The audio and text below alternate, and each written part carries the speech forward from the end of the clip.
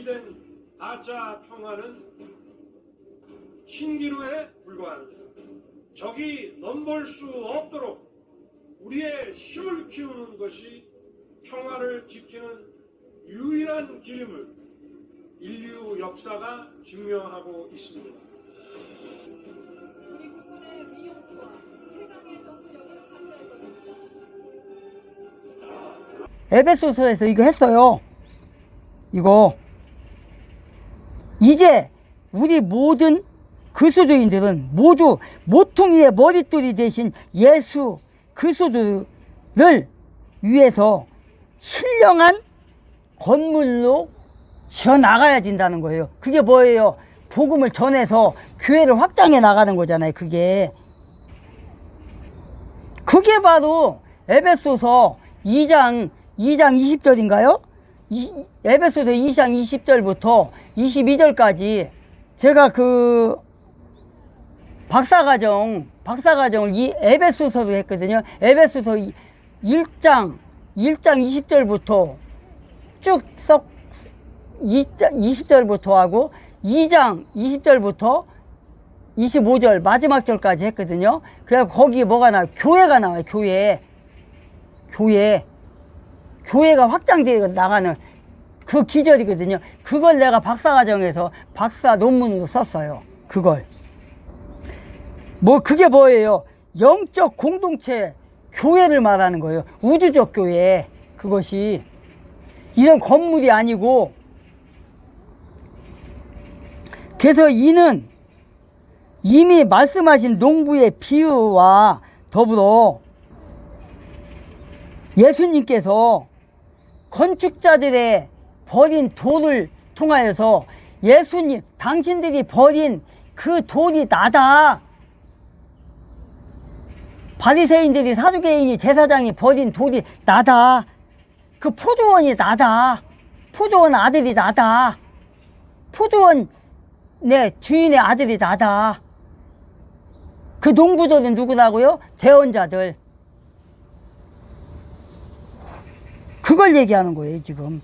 그래서 하나님의 나라의 주도권은 이스라엘로부터 박탈당하고 어떻게 됐다는 거예요? 민족, 교회, 민족으로 이제 확장시킨 거예요. 이스라엘 민족이 아니라 다른 민족으로.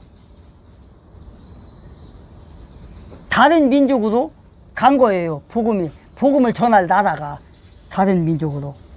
그래서 교회에게도 넘어간 거 이제요. 그래서 오늘날 교회 안에 속한 누구든지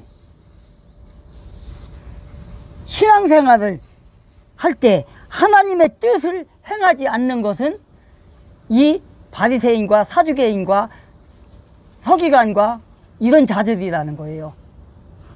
하나님의 길을, 하나님의 말씀에 귀를 기울이고 잘 따르는 자는 뭐예요? 그러면 큰아들.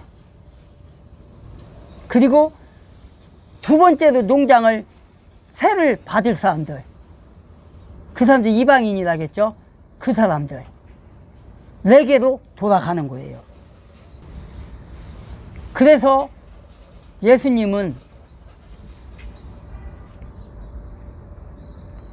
머릿돌이 되는 거고, 그 머릿돌에 부딪히는 자들은 어떻게 된다는 거예요? 멸망하는 거예요. 멸망할 수밖에 없지. 그래서 대제사장들과 바리새인들, 유대 종교 지도자들은 예수로부터, 그들이 예수를 거부함으로 인해서 멸망의 길로 갈 수밖에 없다는 걸 말하는 거예요. 그것을 지금 예수님이 말씀하시는 거예요. 그것을 경고하고 있는 거예요, 지금. 응? 예수님의 경고를 받아들이는 자는 회개하는 자들이고, 경고를 받아들이기는커녕 오히려 예수를 체포하여 죽이는 자들은 그럼 어떻게 되는 거예요? 그들은 지옥 가는 거지 뭐. 그것이 뭐라는 거예요? 유대의 지도자들은 예수의 경고도 불구하고 회개하고 돌아왔다는 거예요? 안 돌아왔다는 거예요? 안 돌아왔다. 회개치 않았다. 농부들을 죽이는 것 같이 예수까지 죽였다. 응? 예수를 잡아 죽이려고 하였기 때문에 예수님께서 경고하였지만 그 상황은 현실로 나타나게 되었다. 뭘로? 예수를 죽이는 걸로. 그래서 그들이야말로 듣기는 들어도 깨닫지 못하고 보기는 보아도 알지 못하는 완악한 백성이요 귀머거리요 독사의 세대요 악인의 앞잡이라는 거예요. 누가? 지금 논쟁하고 있는 자들. 43절을 다시 한번 읽는다면 그러므로 내가 너희에게 이르노니 아버지께서 너희로부터 하나님의 왕국을 빼앗아 왕국의 열매를 맺는 민족에게 주시리라. 민족에게 주리라. 뭐를? 하나님의 왕국을 빼앗아 왕국의 열매를. 아까 농부 그거 잘 바칠 열매를 잘 바칠 농사를 져서 내가 원하는 10분의 1의 열매를 바칠 다른 농부에게 주겠다. 그게 뭐예요? 다른 민족, 이스라엘을 제외한 다른 민족에게 넘어갔잖아요. 사도 바울을 통해서, 베드로를 통해서, 그의 제자들을 통해서 전 세계 민족으로 다 간 거 아니에요. 그게 뺏긴 거야. 근데 그게 영원히 뺏기냐? 그건 아니라는 거예요. 하나님이 약속했잖아요. 아브라함하고 결코 버리지 않는다고 했잖아요. 언젠가는 회개하고 돌아와요. 언젠가는 회개하고 돌아와요. 그들이 지금은 저렇지만 언제? 예수님 재림하실 때, 예수님이 재림하고 천년 왕국에 들어갈 때, 그때면은 이제 돌아오는 거예요. 회개하고 돌아와요. 다 돌아오는 건 아닌데 회개하고 돌아온다는 거예요. 성경 기록이 그러니까 요한계시록에서 또 나오고 하니까. 그러나 지금은 현재는 빼앗겼다. 지금은. 그래서 44절부터 보니까 누구든지 이 돌 위에 떨어지는 자는 부서지겠고 누구든지 그 돌이 떨어지면 그것이 그를 갈아서 가루로 만들리라 하시니라.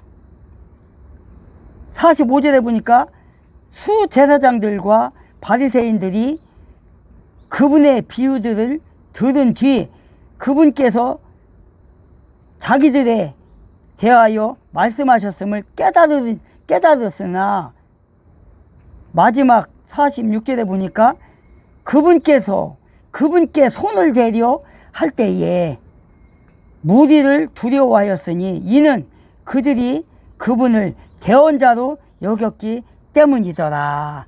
아멘. 자, 44절에 보니까 뭐래요? 이 돌 위에 떨어지는 자는 부서지겠고 누구든지 그 돌에 떨어지면 그것을 갈아서 가루로 만들겠다는 거예요.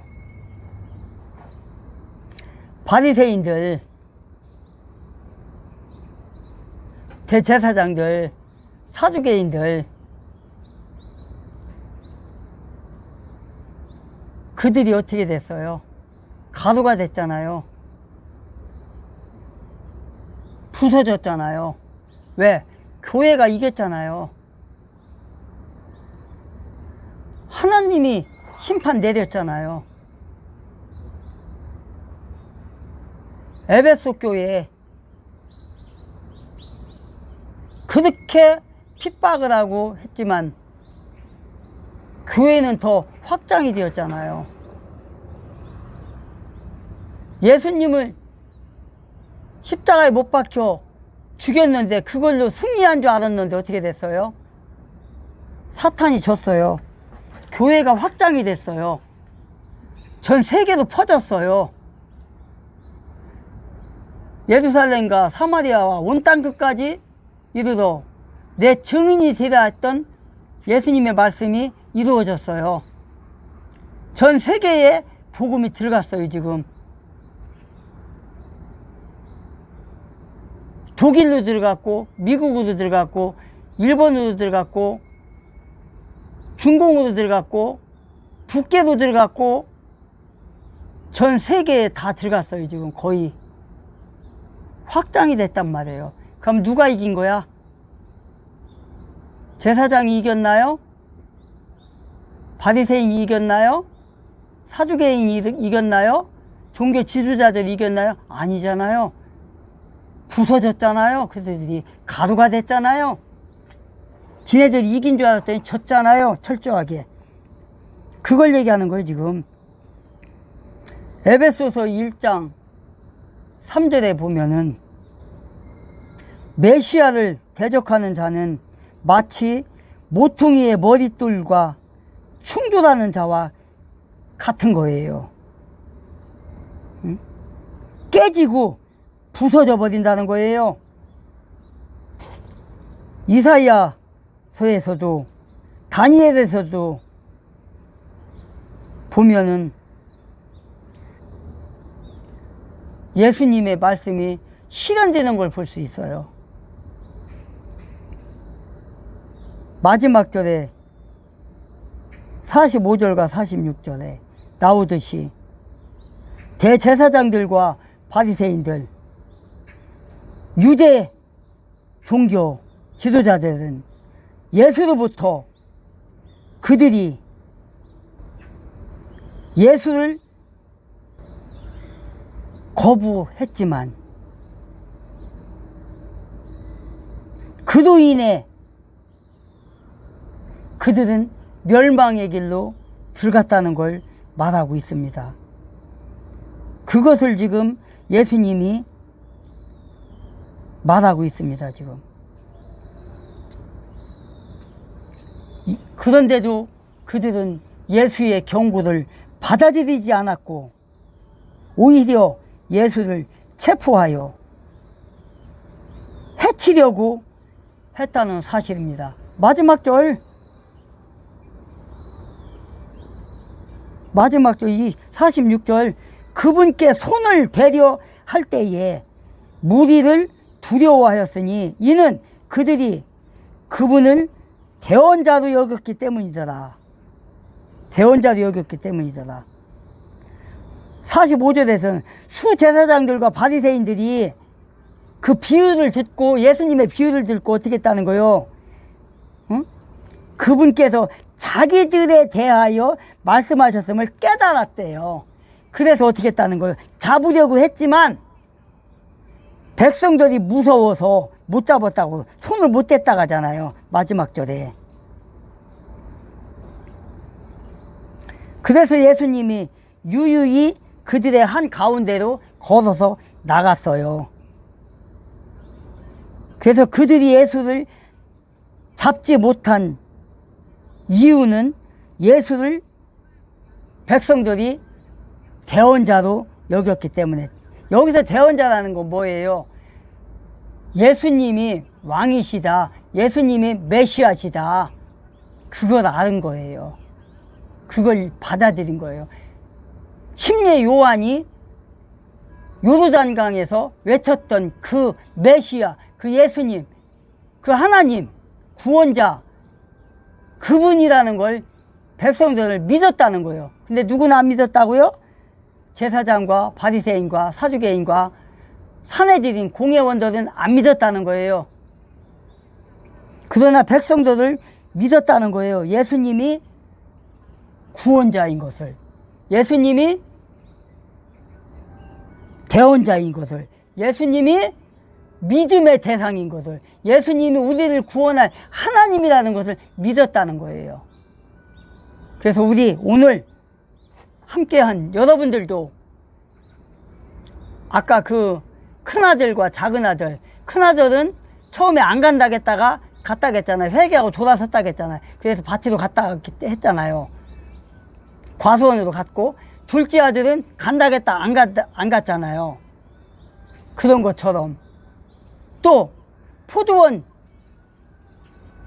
농사, 포도원, 과수원지기를 그 주인이 종들을 2번이나 보냈지만 2번 다 때리고 죽이고 해서 나중에 아들을 보냈는데, 아들을 죽임으로 말미암아서 그들이 아들을 죽이면 그것이 다 우리 것이 되리라 생각했지만 그렇지 않았다는 거, 버림을 받았다는 거, 이걸 우리가 생각하면서 농부의 큰아들의 믿음처럼 회개하고 돌아오는 것처럼, 또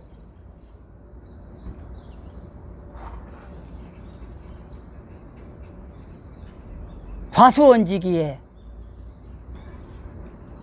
예수님을 대원자로 받아들였던 창녀들과 세리와 그 연약한 자들의 믿음을 우리가 이어받아야 된다는 거예요. 우리가 받아서 그 길을 가야 된다는 거예요. 그렇지 않고 바리새인의 길, 사두개인의 길, 제사장의 길, 사내들인 유력자들의 길로 간다면 우리는 도태될 수밖에 없고 영원한 사망의 길로 갈 수밖에 없다는 것을 깨달으시는 오늘 초등학문 스터디에 들어오신 여러분들이 되시기를 주 예수의 이름으로 축복합니다. 그래서 오늘 말씀 가지고 다음에 만나는 그 시간까지 성경 말씀을 통해서 더욱더 많은 걸 깨닫고 기도하고 준비하여 세상 속에서, 험악한 세상 속에서 승리하는 여러분들이 되시기를 바랍니다. 그리고 다시 다음에 만날 때는 기분 좋은 태도와 기분 좋은 생각과 기분 좋은 얼굴로 만나서 다음에 마태복음 22장 1절부터 1절로 만나는 시간이 되기를 기대합니다. 나가기 전에 구독 안 하신 분은 구독 부탁합니다. 좋아요, 구독은 했지만 좋아요 미처 안 누르신 분은 좋아요 부탁합니다. 다시 만나는 그날까지 몸 건강한 가운데 직장생활을 하든 단체생활을 하든 학교를 다니든 여행을 다니든 건강한 가운데 있다가 다시 만나기로 합시다. 샬롬.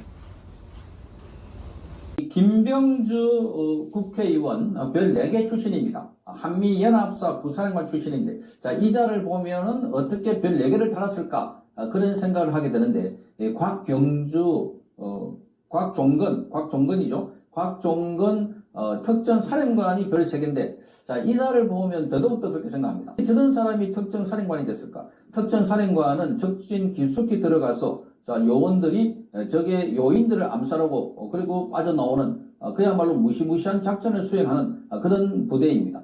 그런 부대에 지금 곽종건이 진술하는 걸 들어보면, 자, 그래서 짜고, 더불어민주당에서 부탁받고 짜고, 그러면서, 거기 더불어민주당의 김병주 유튜브에 가서 찔찔 짤면서 이렇게 방송하는 것을 볼 수가 있는 대목도 나옵니다.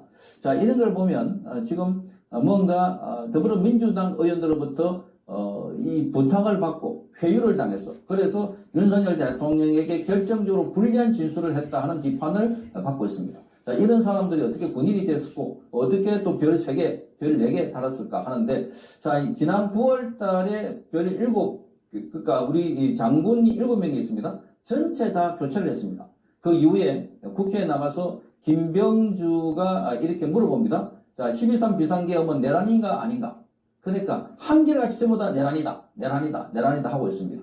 자, 그러니까 12.3 비상계엄은 내란이다 하는 것은 바로 군의 충성심, 이재명에 대한 충성심, 그리고 자기 편인가를 알아볼 수 있는 리트머스 시험지로 작용하고 있는 것 같다, 이렇게 보입니다.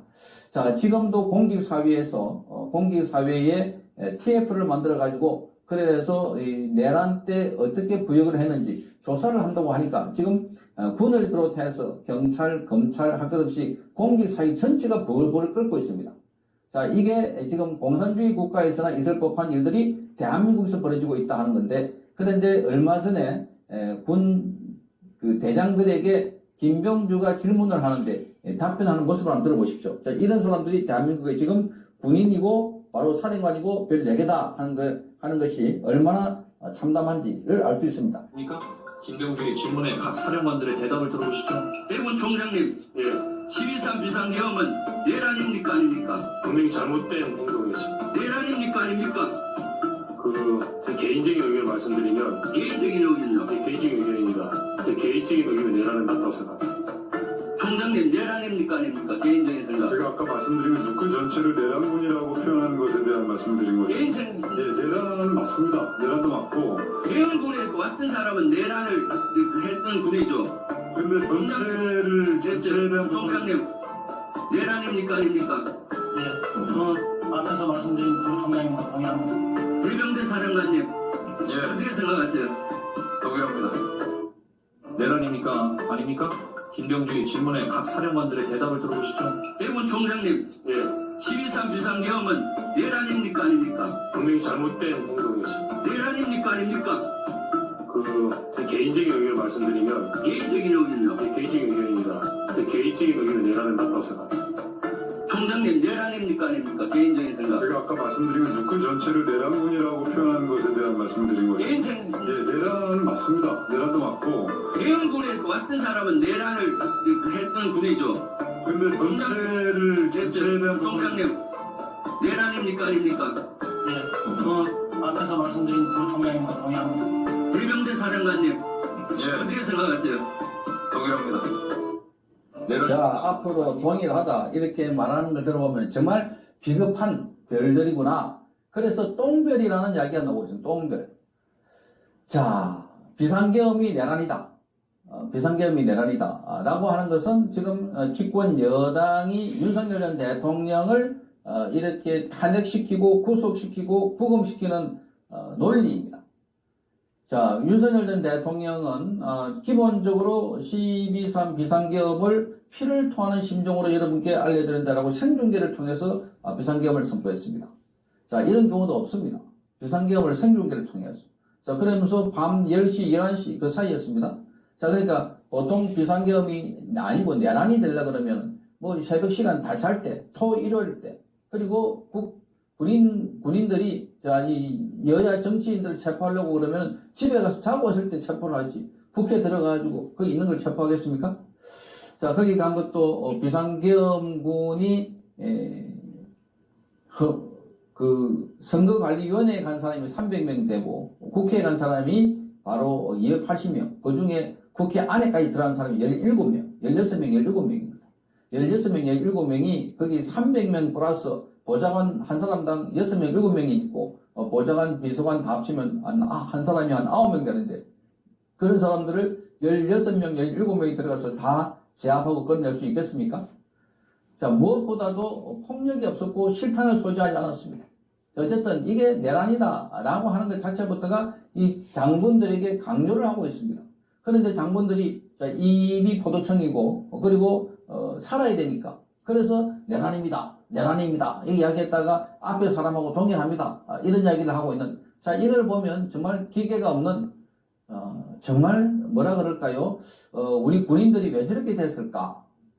앞서 제가 말씀드린 것처럼 김병주 같은 자가 바로 별 4개를 달았으니까 군이 저런 식으로 썩었겠구나. 또는 지금 곽종건 같은 사람이 별 3개를 그것도 특전 사령관을 했으니까 그래서 똥별이다 하는 이야기가 나오고 있습니다. 자, 그러니 지금 새롭게 지난 9월 달에 보직을 받은 자, 별 4개짜리를 다 내보내고 새롭게 자기 입맛에 맞는 사람 보내놨더니 전부 다 제 개인 의견입니다 라고 하면서 하거나 아니면 군 전체는 아니지만 거기 갔던 사람들은 뭐 내란이다 이런 이야기를 하고 있는 자, 이런 상황을 볼 때 군인들이 얼마나 비겁한가를 잘 보여주는 대목이고 지금 김병주는 그걸 이용해가지고 방송에 나오고 지금 사상 검증을 하듯이 자, 그렇게 내란이가 아니가 물어보면은 저기서 내란이 아니다 라고 하는 사람은 자기 몸을 내놓고 자기 자리를 내놓고 해야 될 것 아닌가 이렇게 보여집니다. 자, 군인은 어떻습니까? 위급한 상황 때는 국가와 나라를 위해서 자기 목숨을 초계같이 버리는 사람입니다. 그런데 지금 군인들은 완전히 월급쟁이 셀러리맨이 돼버렸습니다. 자, 안전하다. 군에서 사고만 안 치면 안 잘린다. 자, 그리고 군에 나중에 자, 연금도 군은 특별히 많다. 이러니까 군대가 더 인기 있는, 그래서 싸우는 사람은 아니고 월급 받는 노무자 비슷하게 바뀌어버린, 자, 이런 군이 됐다는 겁니다. 이런 군인들을 믿고 우리가 편안하게 후방에서 잠을 잘 수 있을까? 그런 생각을 갖게 됩니다. 자, 정말 비겁한 군인들입니다. 지금 이 상황에서 비상계엄은 내란이 아니다 라고 외칠 수 있는 그런 사람이 없단 말인가. 그러니까 지금 그걸 너무나 잘 알고 있기 때문에, 그래서 군 전체 인원을 다 보직을 바꿔버리거나 그래서 인사를 한다고 합니다. 이 합참 안에 40명의 장성이 있는데 그 40명의 장성은 전부 다 교체를 한다고 합니다. 그만큼 이재명은 뭔가 들고 있다. 자, 또다시 비상계엄 내란이 일어나면 어떻게 하지? 진짜 내란이 일어나면 어떻게 하지? 지금 이 군인들 가운데 이걸 보고 난뒤 야, 이게 나라인가? 이게 나라인가? 이렇게 공산국가에서 있을 법한 공직사회에 저렇게 적폐청산 기구를 만들어가지고 전부 다 휴대전화도 압수하고 공용 PC도 압수하고 그렇게 해가지고 만약에 들여다본다면 저게 어떻게 대도도 된 나라인가? 그렇게 해가지고 그걸 참지 못하는 군인이 나오지 않을까? 그렇게 해서 군인을 전부 다 자기 편 가장 안전한 사람으로 이렇게 인사를 하지 않았을까 이렇게 보입니다. 어쨌든 군인들이 내란인가 하는 질문에 전부 다 정과동 이렇게 이야기하는 걸 보고 정말 대한민국 군인이 걱정스럽다. 기계가 없는 군인들. 그래서 용감하지 못한 군인들. 이런 군인들의 국가의 운명을 맡긴다는 것 자체가 너무나 서글픈 현실이 아닐까 그런 생각이 듭니다.